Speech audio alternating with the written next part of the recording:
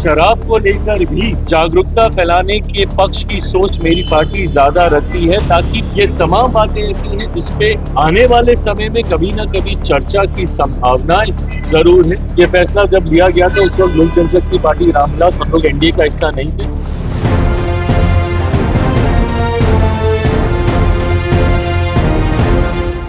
शराबबंदी के खिलाफ हो गए चिराग पासवान। मोदी के हनुमान ने दे दिया बड़ा बयान। बिहार की सियासत में भूचाल। आपको बता दें कि अब क्या बीजेपी के खिलाफ ही हो जाएंगे चिराग। बहुत सारे उठ रहे हैं सवाल, और ये सवाल इसलिए क्योंकि एनसीएईआर की रिपोर्ट ने सबको चौंका कर रख दिया है। चिराग पासवान हो, जीतन राम मांझी हो या फिर बीजेपी, जदयू, राजद, कोई भी पार्टी हो, सबकी नींद उड़ी हुई है, क्योंकि एनसीएईआर की रिपोर्ट में इस बात का खुलासा हुआ है कि बिहार में शराबबंदी कानून असफल है। और सबसे बड़ी वजह कि बिहार में 10 साल से शराबबंदी है, लेकिन पुलिस प्रशासन, मद्य निषेध विभाग के कार्रवाई के बाद भी कुछ असर नहीं हो रहा है। तो उसमें गलती किसकी है? और उसमें सबसे बड़ा सवाल सरकार से ये भी पूछा गया है कि बिहार में शराबबंदी जब नीतीश कुमार ने फैसला लिया था इसका, उनका कहना था कि महिलाओं के लिए कर रहे हैं, महिलाओं के अपराध में कमी आएगी। लेकिन रिपोर्ट में ये बात सामने आई है कि महिलाओं के अपराध में बिल्कुल भी कमी नहीं आई है, और तो लोगों को सूखे नशे की लत लग गई है। तो ऐसे में अब चिराग पासवान का भी बयान आया है। वो कह रहे हैं कि हमें लगता है कि कोई कानून बनाने से बेटर है कि आप अवेयरनेस प्रोग्राम कीजिए, मतलब कि आप जागरूकता फैलाइए कि शराब के नुकसान क्या हैं। तो ऐसे में अब जब मोदी के हनुमान ने शराब पर ये बयान दिया है तो बहुत सारे सवाल उठ रहे हैं कि क्या अब बीजेपी के खिलाफ चिराग पासवान जाएंगे। खबर में हम भी आगे बढ़ेंगे, मगर आप खुद सुनिए किस तरीके से चिराग पासवान ने शराब पर ये बड़ा बयान दे दिया है। ये कि शराबबंदी जो है समाप्त कर देना चाहिए, जिससे 10 वर्षों में 60,000 करोड़ रुपए का नुकसान हुआ है।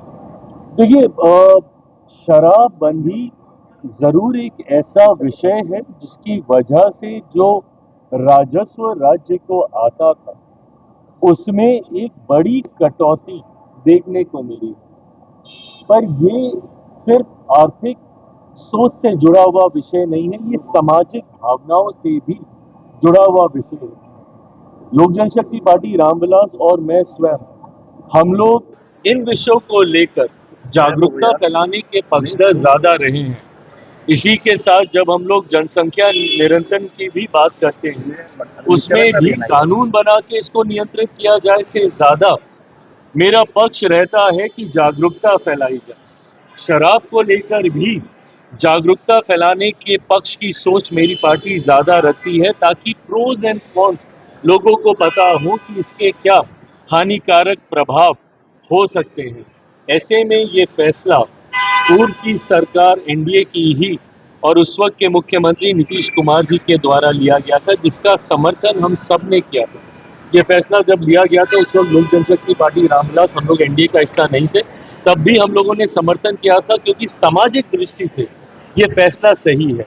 सिर्फ राजस्व बढ़ाने की सोच के साथ हम लोग हमारे प्रदेश की बड़ी आबादी को वापस से शराब जैसे एक खराब चक्रव्यूह में ढकेले बिना जागरूकता के, अभी मुझे लगता है कि शायद ये उचित समय नहीं। ये तमाम बातें ऐसी हैं जिसपे आने वाले समय में कभी ना कभी चर्चा की संभावनाएं जरूर है, पर राजस्व बढ़ाने के लिए कई और ऐसे विकल्प हैं जिसपे हम लोग चर्चा कर रहे हैं।